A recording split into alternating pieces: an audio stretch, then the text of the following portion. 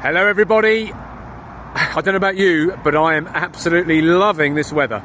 What a glorious day. So welcome after all that rain. And I'm welcoming this as well because it is a 1988 Mercedes.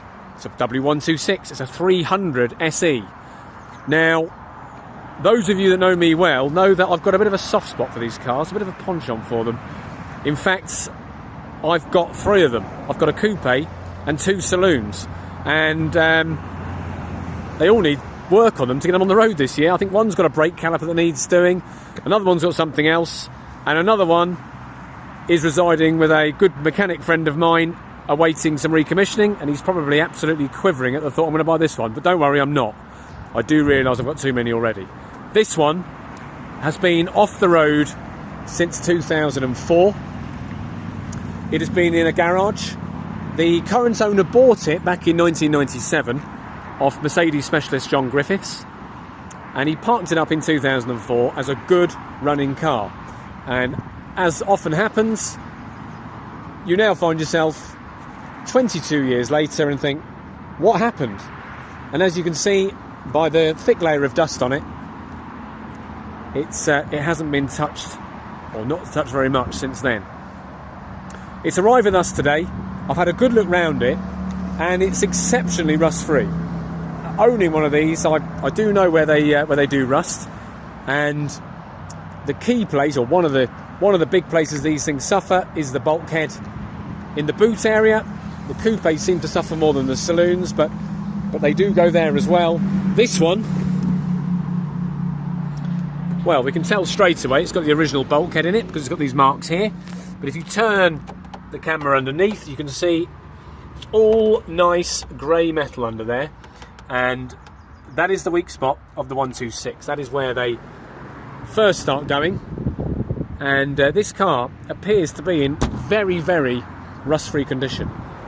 It goes without saying, it's an old car, you're always going to find something.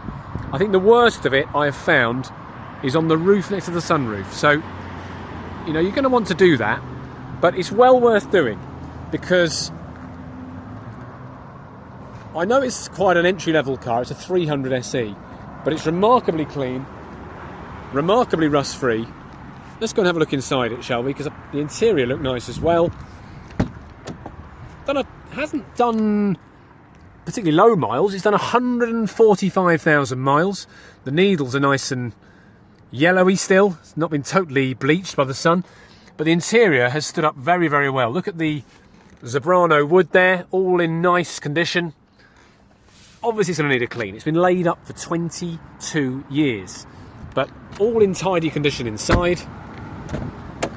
Shuts like a 80s Mercedes, nothing else quite shuts like one, but all in nice condition in there. Look, the headlining is all in nice, clean condition.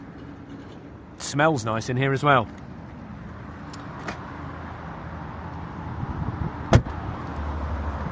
I believe the owner looked at putting it back on the road about 3 or 4 years ago, and they had it running on easy start, and then that idea was shelved and it was put back in the garage again.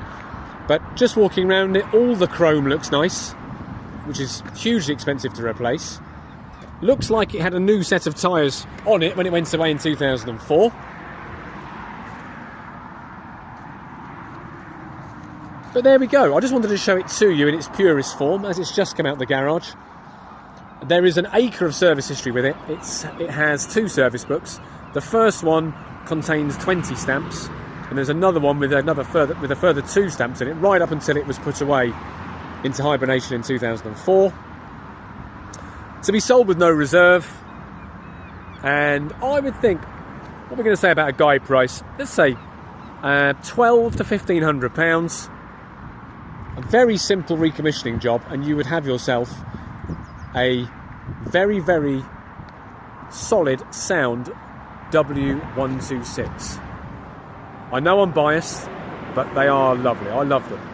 Anyway, more cars arriving daily, and motorbikes. Stay tuned for more.